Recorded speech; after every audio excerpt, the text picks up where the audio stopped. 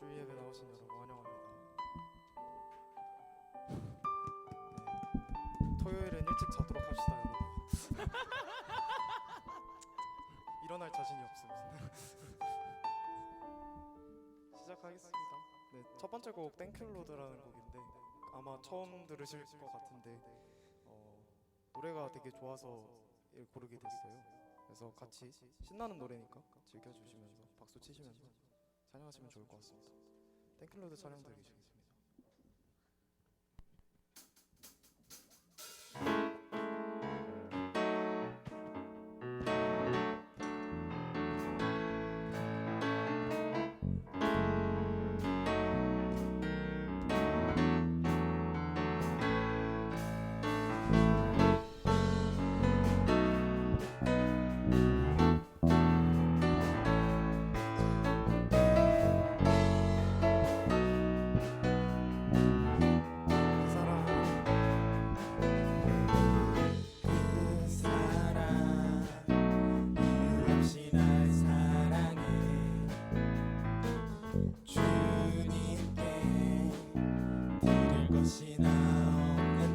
다시 한번 그 사랑 이유 없이 날 사랑해 주님은 나도 사랑해 아무런 이유 없다니 믿어지나요 내게 찾아온 주님의 사랑 믿을 수 없던 그 사랑이 믿어지던 그 순간에 새 생명으로 태어났네 나는 주님의 어린 양 Thank you Lord Thank you Lord 나는 주님의 어린 양 Thank you Lord Thank you Lord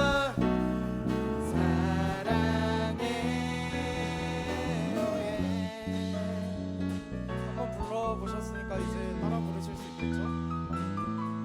계속 박수 치시면서 찬양하시겠습니다.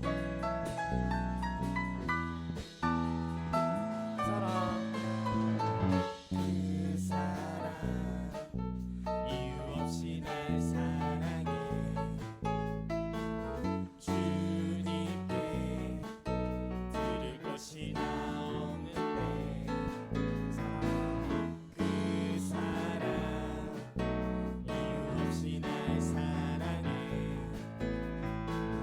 주님을 나도 사랑해 아무런 이유 없다니 믿어지나요 내게 찾아온 주님의 사랑 믿을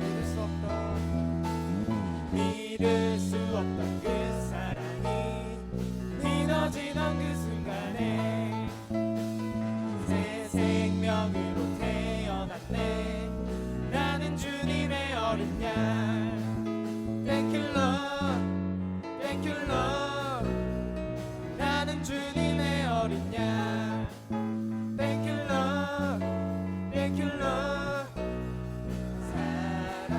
한번 믿을 수 없던 믿을 수 없던 그 사랑이 믿어지던 그 순간에 새 생명으로 태어났네.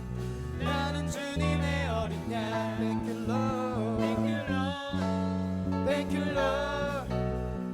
나는 주님의 어린 양. Thank you Lord Thank you Lord. 사랑해. 믿을 수 없던 그 사랑이 믿어지던 그 순간에 새 생명으로 태어났네. 나는 주님의 어린 양. Thank you Lord Thank you Lord. 나는 주님의 어린 양. Thank you Lord Thank you Lord. 사랑. 마지막으로 믿을 수 없던 믿을 수 없던 그 사랑이 믿어지던 그 순간에 새 생명으로 태어났네. 나는 주님의 어린 양. Thank you Lord Thank you Lord. 나는 주님의 어린 양. Thank you Lord Thank you Lord. 사랑해. Oh yeah.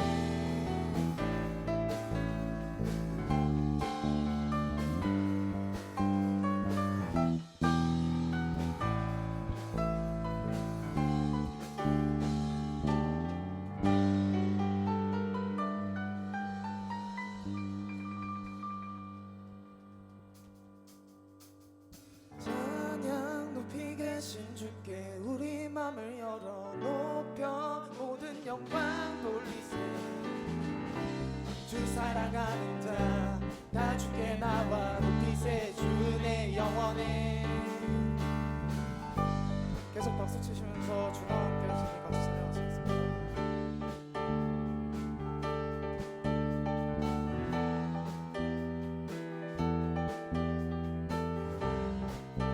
주와 함께 하시니 주 나와 함께 하시니 부족한 없네. 그가 나를 이끄시니 주 따르네.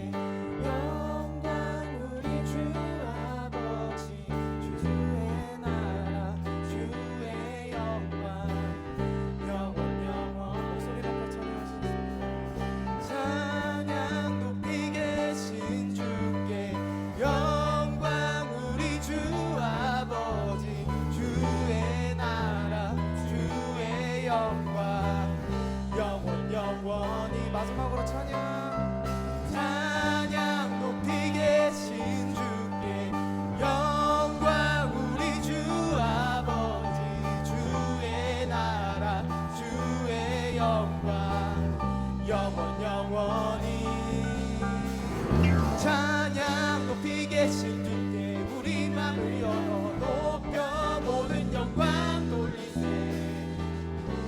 주 사랑하는 자 다 주께 나와 높이세. 주의 영원의 마지막으로 찬양 높이 계신 주께 우리 맘을 열어 높여 모든 영광 돌리세. 주 사랑하는 자 다 주께 나와 높이세. 주의 영원에. 주님께 영광의 박수 올려드리시겠습니다.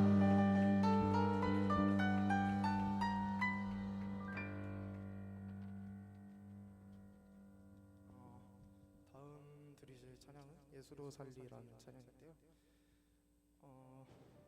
가사 묵상하시면서 같이 찬양 드리시면 좋을 것 같습니다.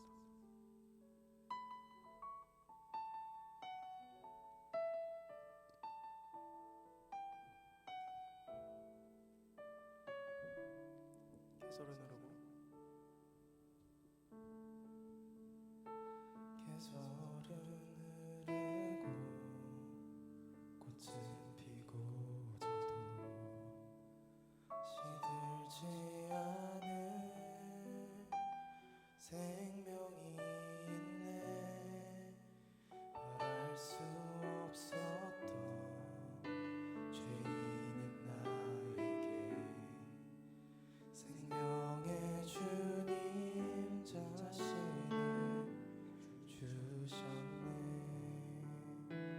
계절은 흐르고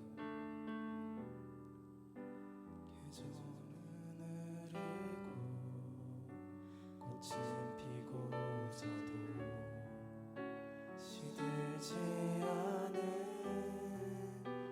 생명이 있네.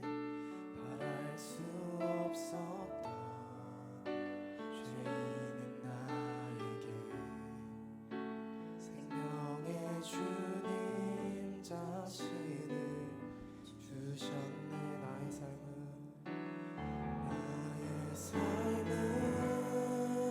내 주 예수의 것이니 내 생명 다해 예수로 살리. 내 모든 것 내 주 예수의 것이니 내 전부 되신 예수로 살리. 바람이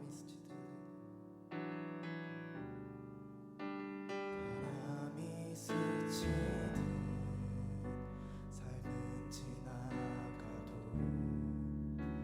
꺼지지 않은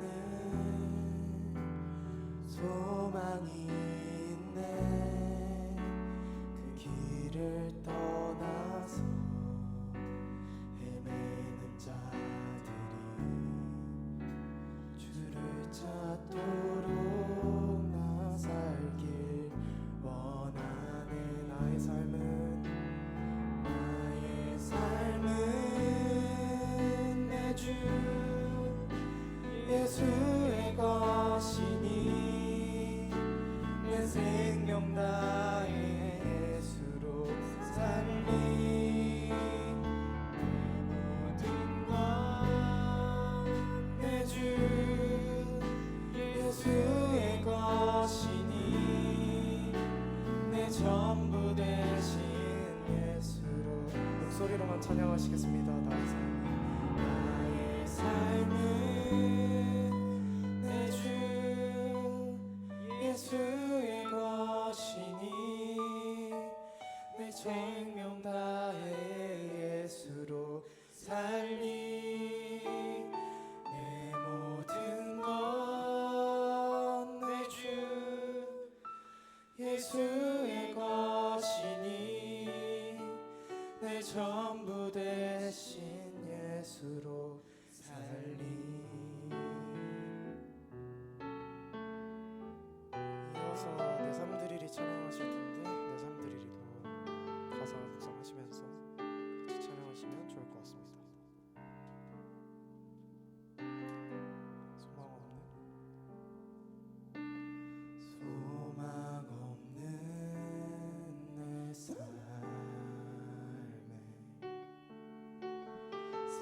생명 허락하신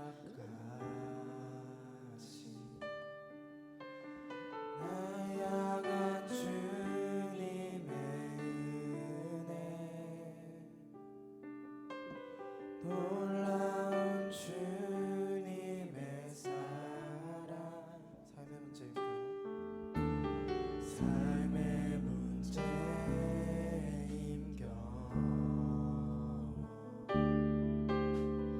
눈물만 들일 때도 날 안아주시는 주님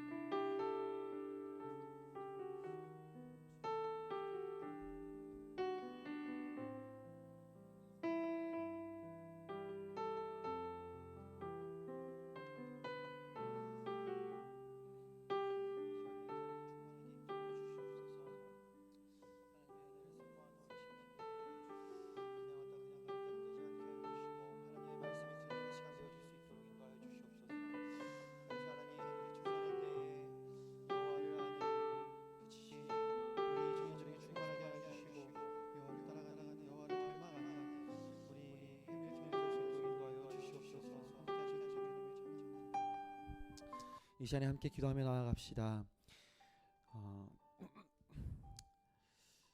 예배 자리에 잘 나오셨습니다. 그런데 여러분이 예배 자리에 나오게 된 동기는 하나님께서 여러분을 예배의 자리로 부르셨기 때문입니다. 하나님의 부르심에 응답해서 예배의 자리에 나오신 여러분 잘 나오셨습니다. 그냥 왔다 그냥 가지 않는 예배, 하나님의 말씀이 들리고 하나님 앞에 결단하는 예배 되기를 소원합니다. 그렇게 여러분 자신의, 여러분 개인의 결단을 담아서 하나님 아버지 이 예배 가운데 함께하여 주시옵소서. 아니 이미 함께하시는 하나님을 경험하는 예배 되게 하여 주시옵소서. 충만하게 임재하여 달라고 이 시간에 함께 기도하며 나가겠습니다. 기도합시다. 오 하나님 아버지, 오늘 이 자리로 우리를 불러주시면 감사합니다.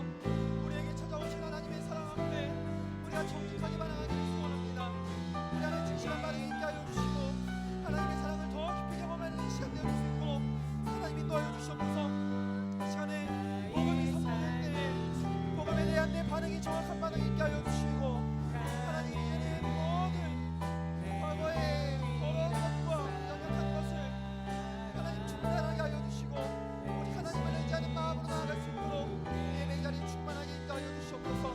하나님의 은혜를 더 사모하며 나아갑니다. 오 하나님 이 자리 가운데 충만하게 있게 하여 주시옵소서. 오 하나님을 더 사모하는 자들마다 하나님이 전보다 더 충만한 하나님의 은혜를 경험하게 하여 주시고 이 자리 시간 가운데 지금 경험해보는 하나님의 놀라운 은혜를 경험할 시간이 수 있도록 하나님이 도와여 주시옵소서. 각 사람을 향한 하나님의 계획하심과 하나님의 인도하심이 있을 줄로 믿습니다. 하나님 이 시간 이 자리에 각 사람을 향한 하나님의 계획과 은혜를 충만하게 도와주시옵소서. 그렇게 소망하고 기대하는 이 가운데 하나님의 은혜가 있을 줄로 믿습니다. 정말로 어떤 것보다도 하나님의 은혜를 사모하며 나아가오니 하나님 이 시간에 겸손한 마음으로 하나님의 말씀을 듣고자 하는 모든 청년들에게 하나님의 시대를 살아갈 수 있는 능력의 말씀과 생명의 말씀을 허락하여 주시옵소서. 그 예배에 하나님을 영광받아 주시기를 소원합니다. 끝까지 하나님을 영광받아 주시고 홀로 영광하여 주시옵소서. 그렇게 인도하실 주님의 이름을 찬양합니다. 오 하나님 홀로 영광받아 주시옵소서.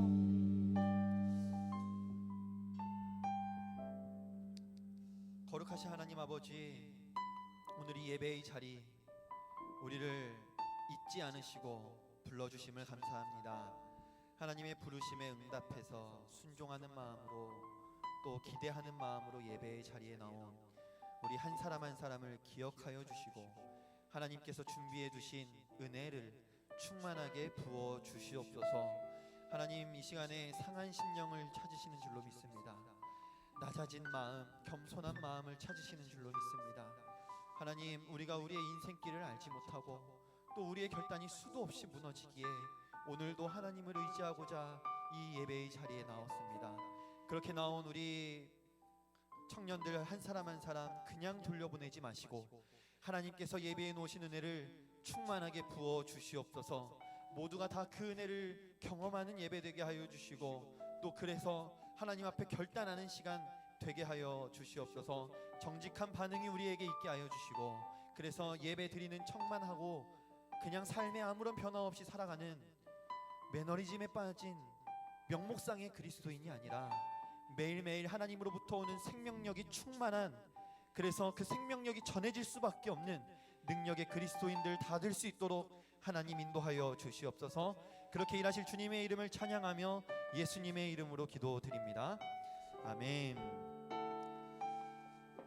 네, 오늘 우리에게 주신 하나님의 말씀은 마가복음 1장 15절의 말씀입니다. 마가복음 1장 15절의 말씀 함께 찾으시고 읽겠습니다.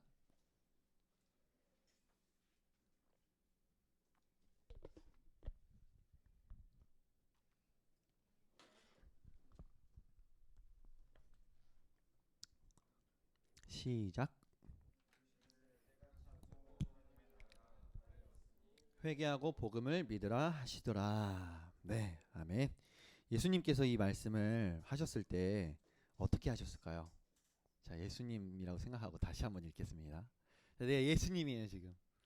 자, 다시 한번 읽겠습니다. 시작.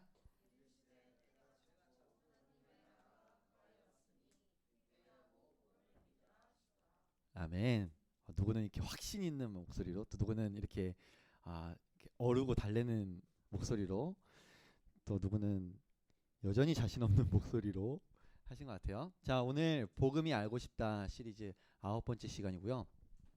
다음 주가 마지막입니다. 복음이 알고 싶다. 제가 처음에 이 복음이 알고 싶다 시리즈를 시작할 때 우리 청년들에게 이야기한 게 있습니다. 복음이 누군가가 여러분에게 복음이 무엇이냐고 묻는다면 여러분 복음에 대해서 자신 있게 이야기해 줄 수 있습니까? 복음에 대해서 3분으로 또는 30분으로 또는 3시간으로 또는 정기적으로 만나서 30일 동안 또는 30개월 동안 여러분 복음에 대해서 자신 있게 복음은 이것입니다 이야기할 수 있습니까? 이거는 그리스도인에게 있어서 기본 중에 기본입니다. 그러니까 이걸 할 수 없다는 얘기는 무엇이냐면 지난 교회 생활이 파편적이었다는 걸 의미하는 거예요. 여러분의 신앙생활 자체가 들으면 맞아라고 이해는 하는데 말할 수 없다는 거는 파편적으로 지금 머릿속에 있다는 거예요. 하나님이 어떤 분이세요 하면은 하나님이 인자하신 분이시죠. 하나님 거룩하신 분이시죠.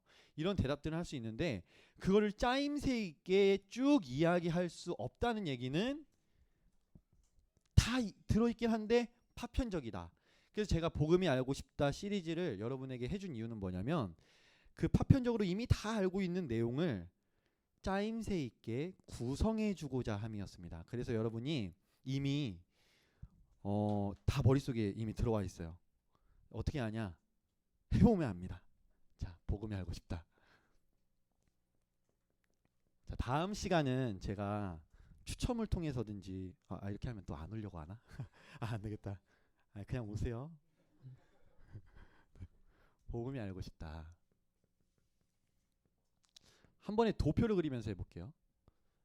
하나님이 세상을 만드시고 사람을 만드셨는데 세상을 먼저 만드시고 사람을 나중에 만드신 이유는 이 세상을 우리에게 선물로 주기 위함이었습니다. 하나님은 이 선물로 주신 세상 안에서 인간의 안에 무엇이 충만하길 원하셨냐면 기쁨이 충만하길 원하셨죠. 그 기쁨은 하나님과의 사랑의 관계를 통해서 우리에게 주어집니다. 그러니까 다른 곳에서 찾으려고 하면 헛된 짓인 거예요. 기쁨이 있을 거라고 생각한 다른 곳에 가보면 기쁨을 주는 듯 하지만 끝에는 허무입니다. 그래서 인간의 본래 창조의 목적에 맞게 창조된 디자인에 맞게 하나님과 올바른 관계를 맺을 때 우리 안에 진정한 기쁨이 경험되어지고 그 기쁨은 영원한 기쁨인 것이죠. 그래서 이 기쁨이 하나님은 영원하길 원하셨습니다. 그래서 우리에게 영생을 주셨죠. 이 선물로 주신 세상에서 기쁨을 누리는 영원한 나라를 하나님 나라라고 합니다. 그렇죠? 자, 그런데 이게 우리 안에 경험되어지기 위해서는 조건이 있었어요. 뭐냐면 제 자리에 있어야 되는 거예요. 각자 있어야 할 자리에 있는 겁니다. 하나님은 우리의 어떤 분 되시죠? 그렇죠. 하나님은 우리의 주인 되십니다. 그래서 주 하나님이세요. 하나님이 우리 인생에 또 이 세상의 주인 되심을 인정할 때 그게 바로 하나님과 나와의 올바른 관계를 맺는 것입니다.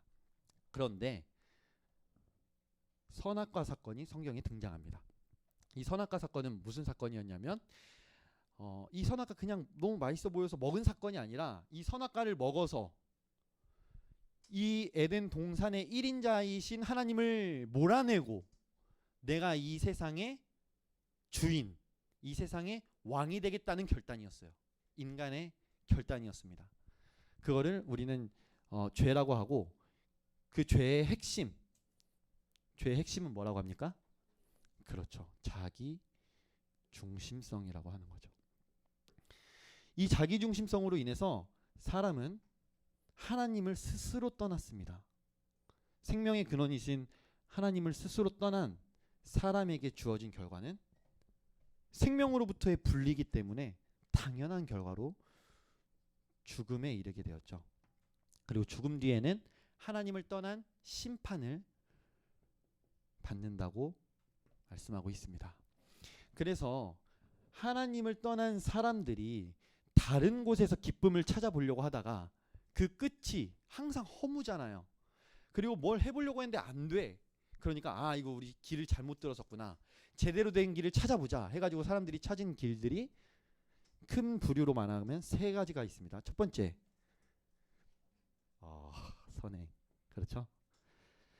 착하게 살자. 착하게 살면은 세상이 아름다워지지 않을까? 라고 했습니다. 그런데 사람의 악한 본성은 언제 드러나냐면 내가 평안할 때, 내가 넉넉할 때는 착하게 살 수 있어요. 그런데 내가 힘들 때, 나도 없을 때는 인색해지고 자기중심성이 막 드러납니다. 남자들이 군대 가면은 다 드러나요. 막 가기 전에는, 군대 가기 전에는 막 여기서는 남자가 뭐 막 이것 좀 해줄래 하면 해요. 근데 군대 가면 왜 내가 해야 되냐고 막 짬 처리한다 그래요. 그래서 야 네가 해 이런 식으로 계속 내리 갈고 그리고 한다는 거예요. 짬 처리. 그죠? 짬 처리 하잖아요. 짬 처리를 하느라는 거예요. 그러니까 이 선행이라는 게 착하게 사는 게 좋은 거라는 거를 모르는 사람 없어요. 그런데 우리의 자기중심적인 본성 자체가 그 길을 제대로 걸어가지 못하더라는 거예요. 자, 한편 다른 방법으로 어떤 길이 있죠? 그렇죠. 철학. 인생의 의미는 어디에 있을까? 나는 어디서 왔고 어디로 갈까? 그런 숱한 질문들을 던지면서 학문에 몰입하는 거예요. 이 세상의 본질을 깨우치려고 애쓰는 거예요. 그런데 이 세상에서 가장 지혜로웠던 그 지혜자가 성경에서 전도서에서 뭐라고 얘기하냐면 그 모든 거를 자기가 다 알아봤는데 헛되고 헛되니 헛되고 헛되도다 라고 이야기하고 있는. 그러니까 이 지식으로도 구원에 이를 수 없다는 것을 깨닫게 되는 거죠. 마지막으로 세 번째 부류는 종교입니다. 막 열심 있게 막 최선을 다해서 열정적으로 합니다. 그런데 하나님은 그런 종교적 열심에 대해서 뭐라고 말씀하신다고요? 역겹다. 너희들의 제사 역겹다. 집어치워라. 말씀하신다는 거예요. 하나님이 원하시는 예배는 고아와 과부를 돌보고 약자들을 돌봐주는 것. 그게 하나님이 원하시는 제사인데 그런 거 전혀 하지 않고 와가지고 막 하고 하는 게 하나님 보시기에는 예배 아니라는 거죠. 그 삶이 결여되어 있는 예배는 예배가 아니라는 겁니다. 그래서 선행과 철학과 종교적인 열심, 인간의 열심은 하나님께 도달할 수가 없었어요. 그래서 하나님이 회복의 길을 열어주십니다. 그게 뭐죠? 그렇죠. 믿음입니다. 자, 이게 지금 5번째죠? 네, 5번째. 저보다 더 잘 알아요. 믿음, 회복의 길.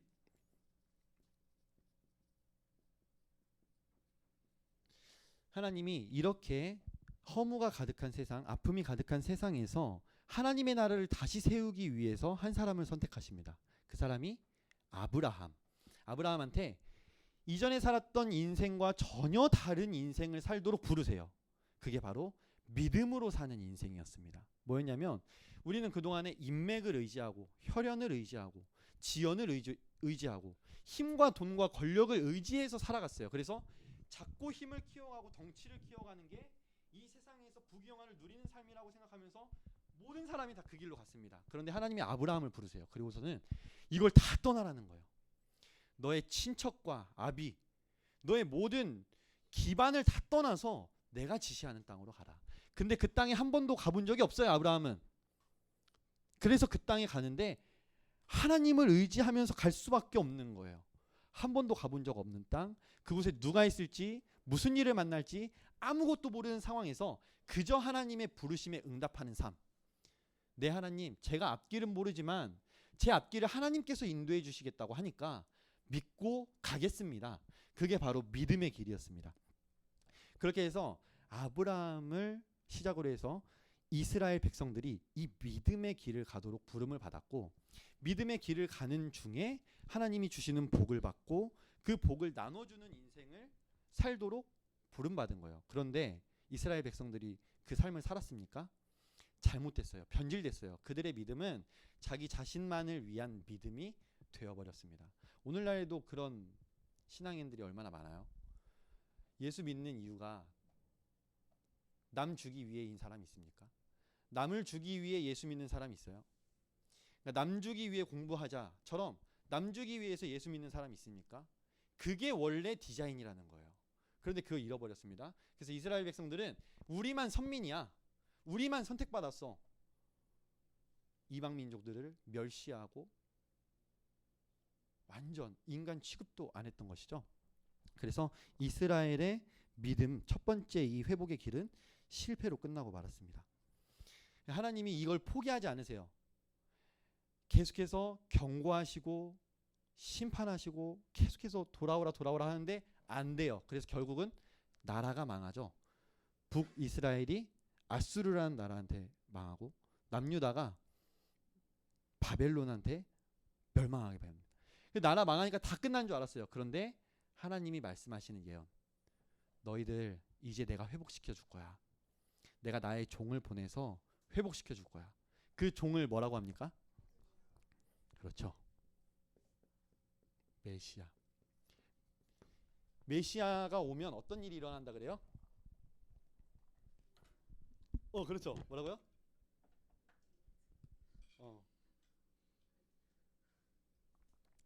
눈먼 자가 눈을 뜨고 저는 자가 걷게 되고 말하지 못하던 자가 말하게 되고 듣지 못하던 자가 듣게 되고 이리와 사슴이 함께 뛰놀고 그런 일들이 일어난다 얘기하는 거예요. 메시아가 오면 이 나라 회복된다라고 약속을 하신 거예요. 그렇게 하면서 구약이 끝이 나고 신약 시대가 시작하면서 그 메시아가 바로 오십니다. 베들레헴 작은 마을에 구유에 누인 아기 누구였어요? 예수님입니다.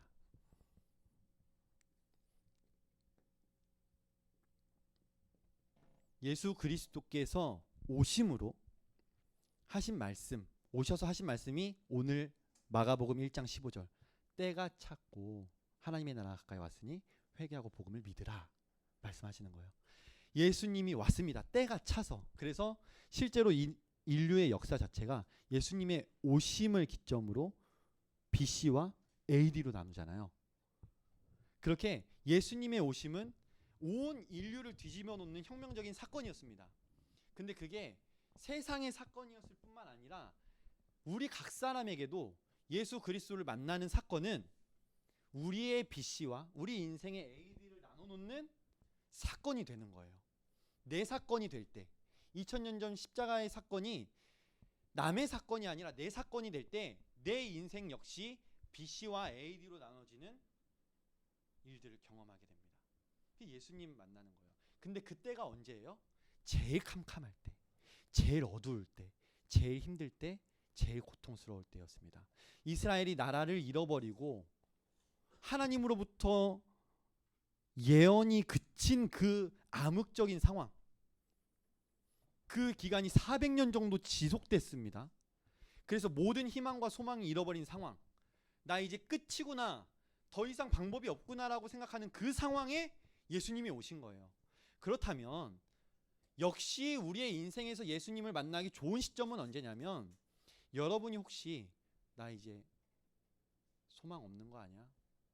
11월 26일 날 나 군대 가는데 나 이제 끝난 거 아니야? 바로 그 시점이라는 거예요. 아멘? 아멘 하지 않아요. 예. 저 역시 마찬가지예요. 고난의 때에, 정말 힘들 때, 정말 괴로울 때, 아무런 소망이 없다고 느껴진 바로 그때가 예수님 만나기에 가장 좋은 때라는 겁니다. 그때 예수님이 여러분을 찾아오신다는 거예요. 그때 여러분 예수님을 만나는 일들이 있기를 소망합니다. 그래서 예수님이 때가 차서 왔고 선포를 하시는데 복음을 선포하세요. 근데 그 복음은 어떤 복음입니까? 그렇죠. 8번 하나님 나라 복음을 선포하셨어요. 이 복음을 하나님 나라 복음으로 이해하는 게 굉장히 중요하다고 했습니다. 왜냐하면 예전에 지금까지 예수천당 불신지옥식의 복음은 개인에게 너무 초점이 맞춰져 있고 너무 내세적이에요. 그러니까 너가 지금 예수를 믿으면 죽어서 천국 가. 예수를 안 믿으면 죽어서 지옥 가. 그 개인에게 너의 개인의 결단에 달려 있어. 그러니까 너무 개인적이고 너무 내세적인 거예요. 그러다 보니까 그 복음을 예수천당 불신지옥의 복음을 들은 사람은 어떤 신앙인이 되는가 하면 세상에서 영향력 있는 빛과 소금의 삶을 살기는커녕 세상으로부터 도피해서 교회 안에서만 열심히 있는 신앙인이 되고 그것을 통해서 죽어서 천국 가고자 하는 그런 신앙인이 되더라는 거예요. 그게 지금 한국교회에 이런 여러 가지 부작용들을 많이 만들어냈습니다. 자기밖에 모르는 이기적인 그리스도인들을 만들어냈고요. 이 세상에서 아무 영향력을 발휘할 수 없는 그리스도인들을 만들어냈어요. 왜 그렇습니까? 복음을 하나님 나라 복음으로 이해하지 않았기 때문이에요. 하나님 나라 복음은 무엇이냐? 개인적이지만 공동체적입니다. 내세적이지만 현세적인 거예요. 그래서 우리 하나님 나라 복음은 이 땅에 관심이 있습니다. 하나님이 이 땅에 관심이 없으면 인간의 몸을 입고 이 땅에 오셨겠어요? 그리고 이 땅을 위해서, 이 세상을 위해서 하나님이 이 세상을 이처럼 사랑하사 자기 독생자를 주셨잖아요. 세상을 사랑하셨잖아요. 하나님이 이 세상을 사랑하지 않으셨으면 아예 애초에 세상을 만드셨겠어요? 아니잖아요. 그러니까 하나님은 이 세상에, 이 현세에 관심을 가지고 계신 분이시라는 거죠. 그래서 하나님 나라 복음은 공동체적이고 내세적일 뿐만 아니라 현세적입니다. 우리는 이 하나님 나라가 왔다는 복음을 들었어요.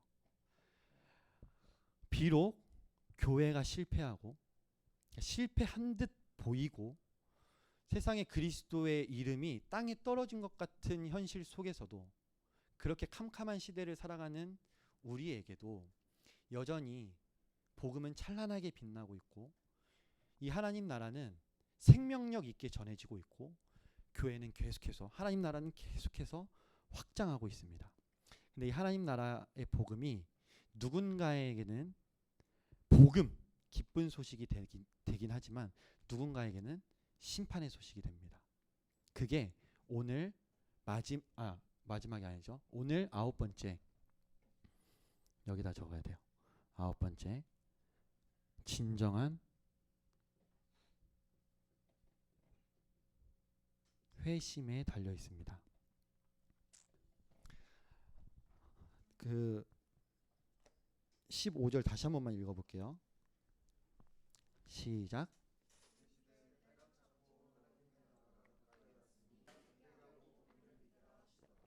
아멘. 하나님이 하나님 나라가 왔다라고 하면서 예수님이 하나님 나라가 왔다고 얘기하면서 제일 먼저 하신 말씀이 뭐예요? 회개하라는 거예요. 회개하라는 거예요. 왠지 말씀드릴게요. 자, 우리가 이제 이 복음의 큰 틀을 이제 다 배운 거예요. 이거에 더 추가되는 내용이 없습니다. 이게 기본적인 틀인데 우리가 오늘 배운 거에 의하면 세상은 하나님이 창조하셨던 그 모습을 그대로 가지고 있나요? 아니죠. 인간의 자기중심성으로 인해서 깨어졌습니다. 하나님이 원래 디자인하신 세상은 하나님과 나와의 바른 관계를 통해서 내가 나 자기 자신을 사랑하고 이웃을 사랑하고 세상을 사랑하는 이게 하나님이 디자인하신 세상의 모습이었는데 하나님과의 관계가 끊어지고 나니까 나머지도 다 끊어지더라는 거예요. 그래서 자기중심적으로 사는 사람들로 인해서 하나님 나라는 세상은 깨어지고 자기중심적인 가장 힘센 사람이 다스리는 제국주의의 역사가 계속됐다 그랬잖아요. 그래서 세상은 깨어진 세상이 되었습니다. 이거를 그냥 이렇게 신학적인 설명을 꼭 해야만 하는 게 아니라 우리는 그냥 뉴스만 틀어도 바로 접하잖아요.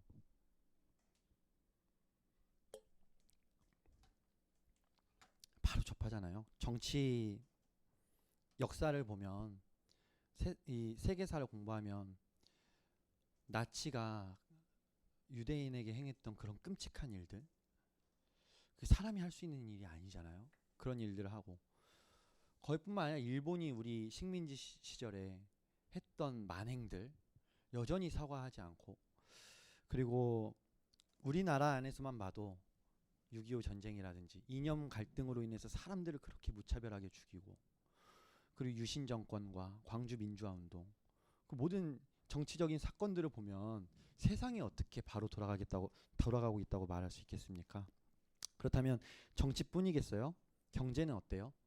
대기업의 눈치를 보면서 간신히 살아남는 중소기업, 그리고 고용주와 직원 간의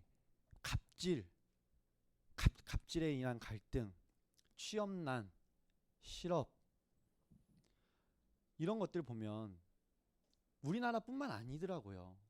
전 세계적으로 부의 양극화가 점점 더 극심해지고 있고 해결될 기미가 보이지 않잖아요. 이런 거 보면 정치뿐만 아니라 경제 영역에서도 자기중심석이 세상을 얼마나 파괴했는지를 알 수 있습니다. 그렇다면 교육 쪽은 어떨까요? 교육이 바로 돼야 희망이 있다라는 이야기들을 교육 관련자들은 늘 하잖아요. 그런데 여전히 점수 1, 2점으로 인해서 아파트에서 뛰어내리는 아이들이 있고, 절대 지면 안 된다고 가르치는 부모들이 있고, 또 가르치는 자리에서 비윤리적이고 비상식적인 행동을 통해서 우리의 인상을 찌푸리게 하는 교사들이 있지 않습니까? 정치, 경제, 사회, 교육 모든 영역에서 우리는 깨어진 세상을 경험하고 있습니다. 이거를 솔직하게 인정하자고요. 그러니까 세상은 살기 좋다는 얘기,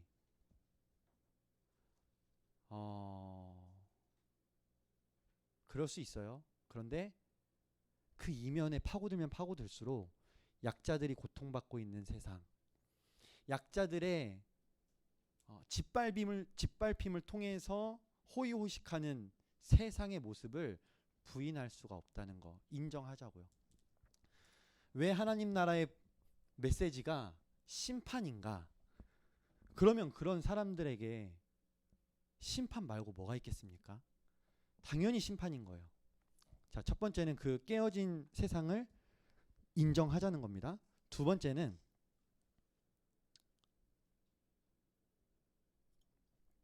그 깨어진 세상에 나 역시 속해 있다는 것을 인정하자는 거예요. 나는 자기중심적이지 않습니까? 세상을 비판하는 건 쉬워요. 왜냐하면 조금만 생각을 해도 세상이 바로 돌아가지 않고 있다는 것은 누구나 다 압니다. 그걸 말할 수 있어요. 비판할 수 있어요. 그런데 그 세상 속에 내가 들어있다는 것을 인정하는 것은 어려운 일이에요. 나 역시 그런 세상 속에 기여하고 있다는 것을 인정하는 것은 어려운 일입니다.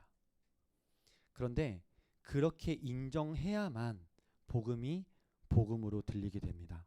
왜냐하면 이 깨어진 세상, 하나님으로부터 떨어져서 자기중심성이 지배하는 이 세상 속에 내가 이 세상 속에 있고 나 역시 이 길을 가고 있다는, 그래서 나에게 지금 심판이 임박해 있다는 사실을 깨닫는 자만이 예수 그리스도께서 하신 것이 내게 얼마나 큰 은혜인지를 깨닫게 되기 때문입니다. 여러분 어떠세요? 여러분은 괜찮은 사람입니까? 여러분은 그래도 남보다 나은 사람입니까? 그럴 수 있어요. 그런데 하나님의 기준으로 봤을 때 여러분은 어떤 사람입니까? 하나님 중심적인 삶을 살아왔나요? 아니면 자기 자신을 위해서 살아왔나요?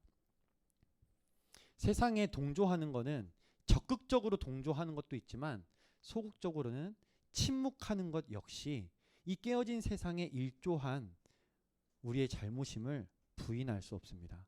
그러니까 우리를 향한 하나님의 심판이 있다는 사실을 우리는 피할 수가 없어요. 우리는 분명히 심판대 앞에 서게 될 것입니다. 그리고 책임을 물으실 거예요. 너 그때 왜 그랬니? 너 그때 왜 약자 괴롭혔니? 너 그때 왜 약자를 위해서 목소리를 내지 않았니? 그 심판은 반드시 우리 앞에 주어져 있습니다. 세상이 깨어졌다는 사실을 인정하고 그 깨어진 세상에 내가 적극적이든 소극적이든 동조하고 있다는 사실을 인정해서 결국은 내가 임박한 심판에 피할 길이 없는 상태라는 것 사실을 깨달을 때야 비로소 예수 그리스도께서 하신 일이 복음으로 들리게 됩니다. 예수 그리스도께서 하신 일이 뭐예요? 이 땅에 오셔서 하나님의 심판을 받으신 일이에요. 어디서 심판을 받으셨습니까? 예, 십자가에서 대신 죽으심으로 우리에게 쏟아질 심판의 진노를 대신 받으신 게 바로 예수님께서 자신의 메시지였고, 내가 그 일을 할 거다, 할 거다, 할 거다, 그분의 메시지였고, 그분의 죽음과 부활이 그것을 보여준 사건이죠. 하나님 나라 메시지가 언제 복음으로 들리느냐? 첫 번째, 깨어진 세상을 인정하고, 두 번째, 그 깨어진 세상 속에 내가 일조하고 있다는 것, 나 역시 그 세상 편에 속했다는 것을 시인하고, 세 번째, 내게 쏟아져야 하는 진노의 심판이 2000년 전에 예수님의 십자가 위로 쏟아졌다는 사실을 믿음으로 받아들일 때야 비로소 하나님 나라가 우리에게 복음의 소식이 됩니다. 그냥 뭐 교회 다녔고 예수님이 당신을 위해서 죽으시고 부활했습니다, 숱하게 들었다고 되는 것이 아니라, 이 사실을 여러분의 자기 자신에게 솔직하게 질문을 해야 되는 거예요. 왜 복음을 계속 들어도 감동이 없습니까? 1, 2, 3번이 이루어지지 않기 때문이에요. 내가 죄인이라는 사실을 인정하지 않으면, 죄인을 위해서 예수님께서 대신 십자가를 지셨는데 내가 죄인이 아니라면 예수님의 십자가 사건이 어떻게 나에게 은혜로운 소식이 될 수 있겠습니까? 그러니까 우리가 정직하게 직면해야 되는 것이 이 세 가지입니다. 첫 번째, 세상이 깨어졌다. 두 번째, 그 깨어진 세상에 나도 일조했다. 그래서 내게는 임박한 심판만이 기다리고 있다. 그런데 세 번째, 예수 그리스도께서 우리를 너무 사랑하셔서 그 심판을 대신 받으셨다. 이것이 바로 하나님 나라의 메시지였고, 회개하라 그리고 복음을 믿으라가 순서가 회개할 때 이 하나님 나라 메시지가 복음이 되는 겁니다. 자, 다시 읽어볼까요? 마가복음 1장 15절 시작.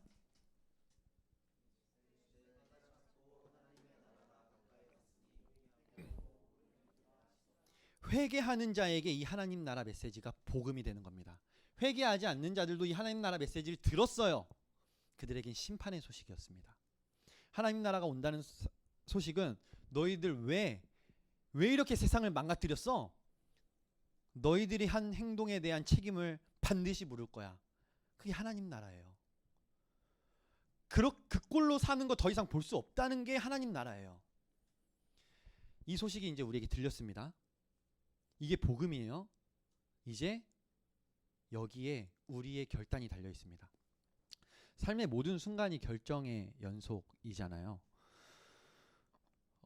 인간에게 있어서 가장 중요한 결정을 두 가지 뽑으라고 하면 뭐가 있을까요? 첫 번째는, 그렇죠, 결혼이 있겠고요.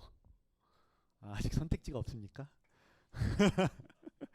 첫 번째는 결혼이 있고요. 두 번째는요, 직업일 거예요. 그래서 결혼을 선택하는 일과 내가 평생 업으로 삼을 직업을 결정하는 일, 요즘엔 직업이 계속 바뀐다고 하니까 소명을 발견하는 일이라고 합시다. 그러니까 결혼과 소명을 찾는 것, 그리고 그걸 결정하는 것이 인간에게 있어서 가장 중요한 결정이라고 늘 말해요.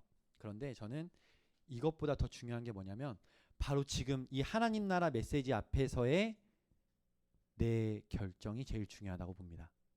뭐냐면, 내가 지금까지 세상에 깨어진 편에 속했다는 것을 시인했잖아요. 그리고 저편에 하나님 나라가 임했다는 소식을 들은 겁니다. 그러면 내가 결정해야 될 건 뭐냐면 이 깨어진 세상에 그대로 속해서 계속해서 그냥 갈 건지 아니면 이 세상으로부터 등지고 하나님 나라로 갈 건지를 결정해야 되는 거예요. 우리는 바로 다 이 지점에 있습니다. 예수님의 십자가에 대해서 우리가 들었어요. 그럼에도 불구하고 우리는 계속해서 이 길을 갈 건지 깨어진 세상의 편에 속해서 그 길을 계속 갈 건지 아니면 이 예수님의 십자가 사건을 내 사건으로 받아들이고 하나님 나라 편에 속할 건지 이거는 양자택일의 문제예요. 저는 이분법적인 이야기들을 그렇게 좋아하지 않습니다. 뭐 성악설, 성선설 이런 이야기도 별로 좋아하지 않아요. 왜냐하면 인간 안에 다 있어요. 악한 것도 있고 선한 것도 있어요. 쟤는 착한 애야, 쟤는 나쁜 애야. 아니 그 나쁜 애 중에 애 안에도 착한 마음이 있고 착한 사람 안에도 나쁜 마음이 있어요. 그러니까 분명히 이분법적으로 가리는 건 어렵습니다. 그런데 이 문제만큼은 우리가 양자택일의 문제입니다. 하나님 편에 속할 건지 아니면 자기 중심적으로 깨어진 세상의 편에 속할 건지. 결국 말씀을 정리합니다.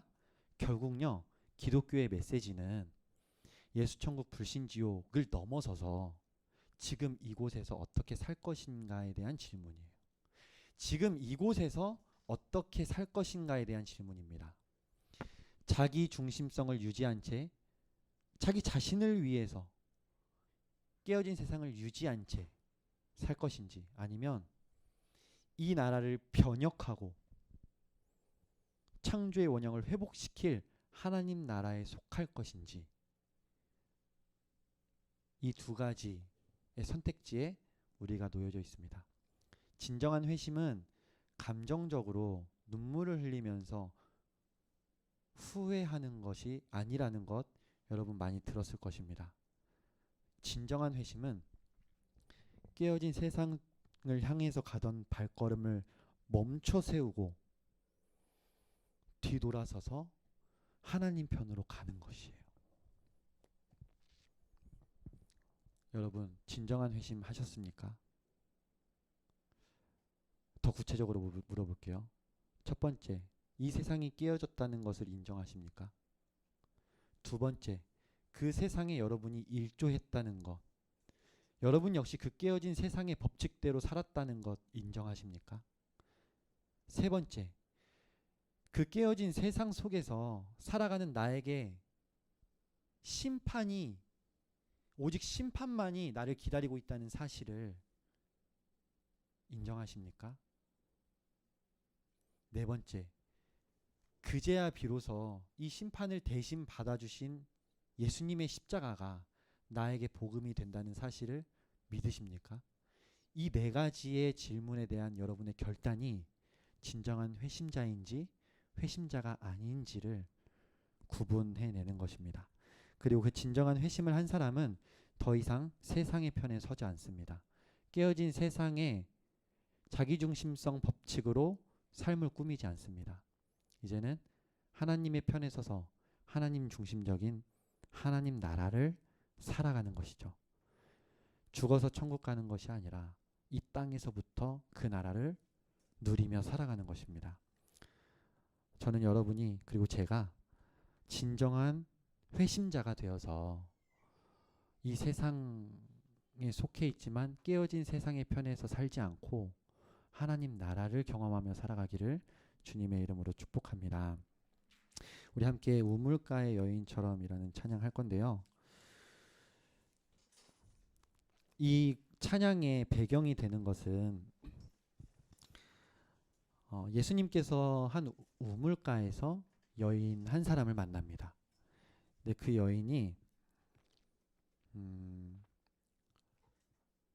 예수님인 걸 몰라보죠. 그때 예수님이 너가 내가 누구인지 알았다면 나에게 생수를 구했을 것이다 말씀하십니다. 그제서야 우물가에 있던 여인은 자기가 헛된 것을 구하고 있었다는 사실을 깨달았어요. 그리고 예수 그리스도를 구하기 시작합니다. 그게 예수님을 만났을 때 우리에게 일어나는 변화예요.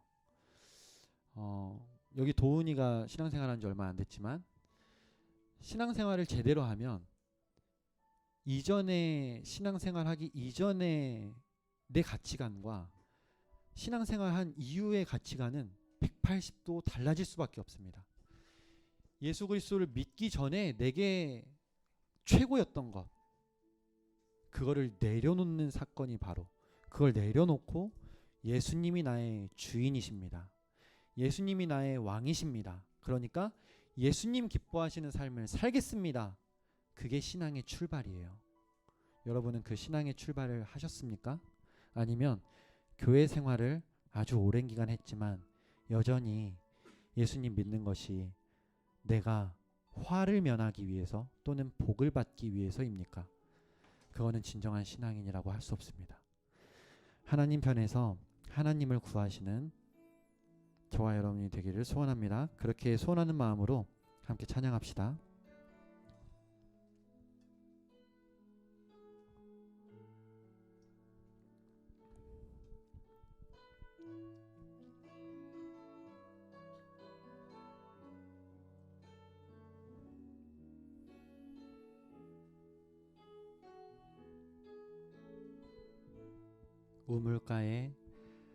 우물가의 여인처럼 난 구했네.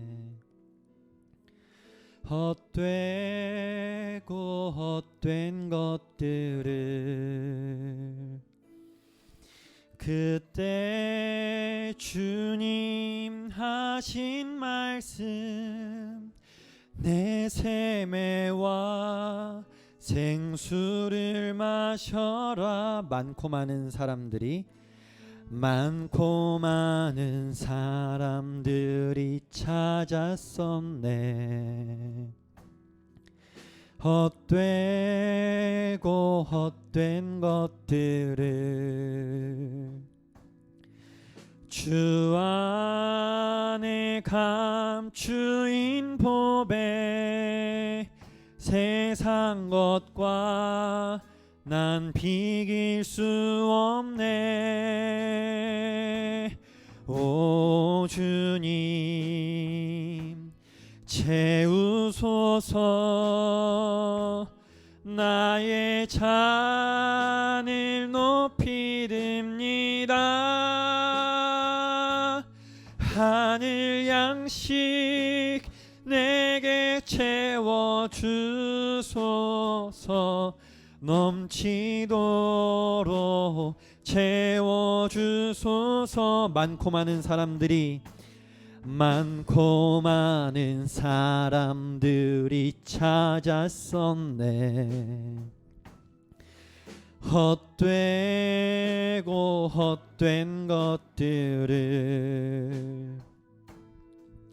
주 안에 감추인 보배 세상 것과 난 비길 수 없네.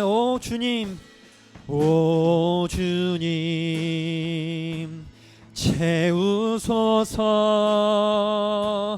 나의 잔을 높이 듭니다.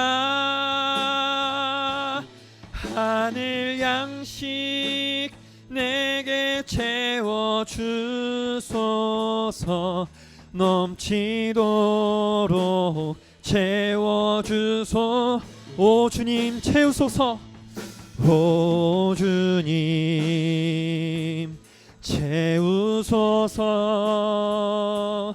나의 잔을 높이 듭니다. 하늘 양식 내게 채워주소서. 넘치도록 채워주소. 내 친구여 거기서 돌아오라. 내 주의 넓은 품으로. 내 주의 넓은 품을 우리 주님 너를 반겨. 우리 주님 너를 그 넓은 품에 안아주시리. 품에 안아주시리. 오 주님, 오 주님, 채우소서. 나의 잔을 높이 듭니다. 하늘 양식 내게 채워주소서. 넘치도록 채워주소. 오 주님 채우소서. 오 주님 채우소서. 나의 잔을 높이 듭니다. 하늘 양식 내게 채워주소서. 넘치도록 채워주소서.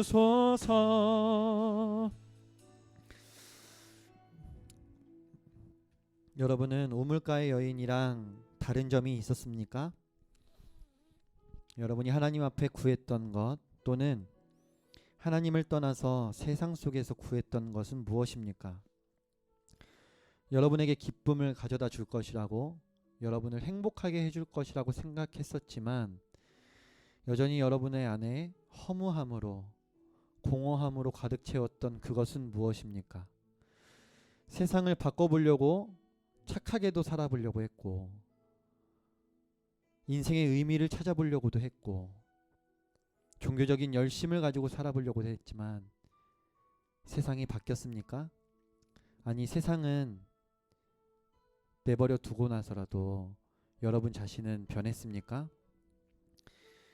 이 시간에 여러분 자신 역시 그 자기 중심성에 빠져 있다는 사실을 인정하십시오. 여러분 역시 돌이킬 수 없는 죄인이라는 사실을 받아들이십시오.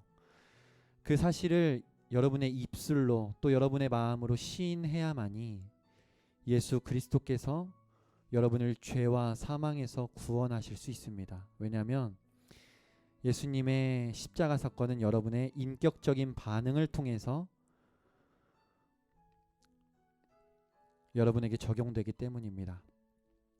우리가 결정해야 할 것은 계속해서 서 있었던 세상의 편에 여전히 서 있을 것인지, 결단을 유보한 채 또는 결단을 거부한 채 내가 입맛에 맞는 대로 계속해서 살 것인지, 아니면 하나님의 복음이, 하나님 나라에 대한 메시지가 내게 복음이 되도록 그 사실을 받아들일 것인지, 그래서 세상을 떠나 하나님 편에 설 것인지를 결정하십시오.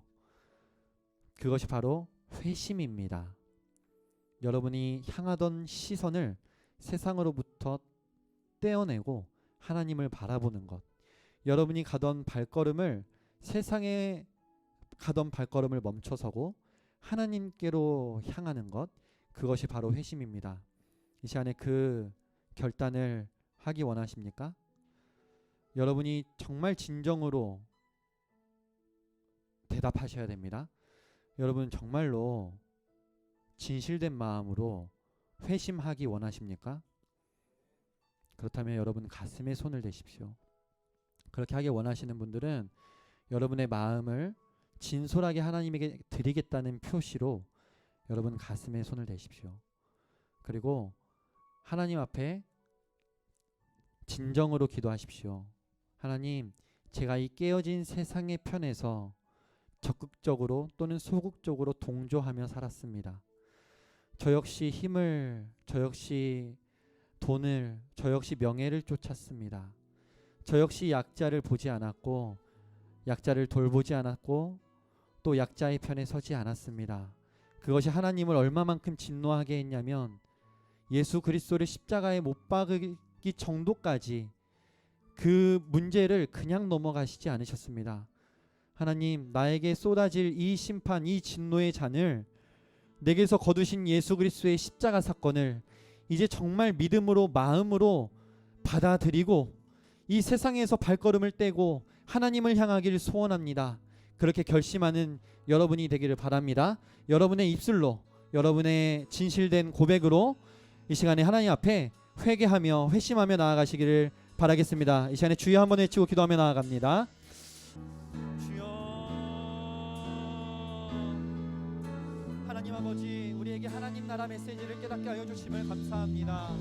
우리를 향한 하나님의 이 세상을 디자인했던 것은 우리를 향한 하나님의 사랑과 하나님의 선물과 하나님이 우리에게 주시는 기쁨이 충만했던 나라이지만 자기 중심성으로 깨어진 이 나라에는 아픔과 질병과 허무와 공허가 가득한 세상이 되었습니다. 약자의 희생을 통해서 약자를 짓밟고 일어선 부자들이 호의호식하는 세상을 만든 하나님, 이 깨어진 세상 속에 우리가 여전히 살아가고 있습니다. 여러 가지 노력을 해봤지만 세상이 쉽게 변하지 않습니다. 하나님, 그 세상 속에 나도 적극적인 방법으로 또는 소극적인 방법으로 동조하며 살아갔고 묵인하며 살아갔고 침묵하며 살아갔습니다. 하나님, 나에게 놓여져 있는 그 심판의 잔을, 그 하나님의 진노의 잔을 피하고 싶습니다. 오 하나님 아버지, 이 시간에 예수 그리스도의 십자가 사건이 나의 구원의 사건이 되기를 소원합니다. 하나님, 이제는 이 세상에 속하지 않고 하나님의 편에 속해서 나에게 주신 하나님의 구원을 누리며 살아가기를 소원합니다. 그렇게 고백하는 우리의 청년을 되게 하여 인도하여 주시고, 우리의 진정한 회심을 통하여서, 우리의 진정한 결심을 통하여서 하나님, 우리의 가운데 하나님 나라가 경험되어질 수 있도록 하나님 인도하여 주시옵소서. 그렇게 인도하여 주신 하나님의 이름을 찬양합니다. 하나님 함께하여 주시옵소서. 오 주님 채우소서. 오 주님 채우소서. 나의 잔을 높이 듭니다. 하늘 양식 내게 채워주소서. 넘치도록 채워주. 우리 마지막으로 고백합시다. 오 주님, 오 주님 채우소서. 나의 잔을 높이 듭니다. 하늘 양식 내게 채워주소서. 넘치도록 채워주소서. 하나님 아버지, 우리의 심령이 얼마나 공허한지, 얼마나 허무한지, 우리의 삶 속에 지울 수 없는 상처가 얼마나 가득한지 아시죠? 이 깨어진 세상 속에서 자기중심성이 지배하는, 힘의 논리가 지배하는 이 세상 속에서 나 역시 그 논리를 쫓아 살아가면서도 그로 인해 우리에게 주어진 상처와 아픔을 하나님의 탓으로 돌리고 하나님을 원망하며 살았습니다. 주님, 이 시간에 우리가 진실된 마음으로 회개하며 이 깨어진 세상에 발을 붙이고 살았던 우리의 지난 삶을 멈춰 세우고 이제는 하나님의 나라로 우리의 발걸음을 향하기를 원합니다. 세상의 논리대로 살지 않고 하나님 기뻐하시는 인생을 진정으로 살아가기를 소원합니다. 그렇게 오늘 결심하고 또 회개하고 결단한 청년들에게 성령님을 선물로 보내주신다고 약속하셨으니 이 시간에 각 사람의 머리 위에 성령님을 보내주시고 또 영원토록 함께하여 주시옵소서. 그래서 홀로 이 세상 속에 분투하며 눈물을 뿌려가며 살았던 우리 청년들이 이제 우리의 삶에 동행해 주시는 성령님의 인도하심에 따라 하나님 기뻐하시는 삶의 열매들을 맺어가며 살아갈 수 있도록 도와주시옵소서. 그렇게 하나님 나라가 이제는 우리에게 심판의 메시지가 아니라 기쁜 소식이 되어서 우리와 함께 또 우리의 소중한 사람들과 함께 또 우리의 이웃들과 함께 이 하나님의 나라를 누리며 살아갈 수 있도록 하나님 인도하여 주시옵소서. 오늘 말씀을 통해서 복음을 깨닫게 하여 주심을 감사합니다. 이 사실에 대해서 그저 지적 동의만 하는 자들 되지 않게 하여 주시고 그냥 깨닫고 그치는 자들이 아니라 삶의 열매를 맺어가는 귀한 그리스도인의 삶을 사는 우리가 될 수 있도록 붙잡아 주시옵소서. 함께 하신 주님의 이름을 찬양하며 예수님의 이름으로 기도드립니다. 아멘. 우리 하나님께 영광의 박수 올려드리겠습니다.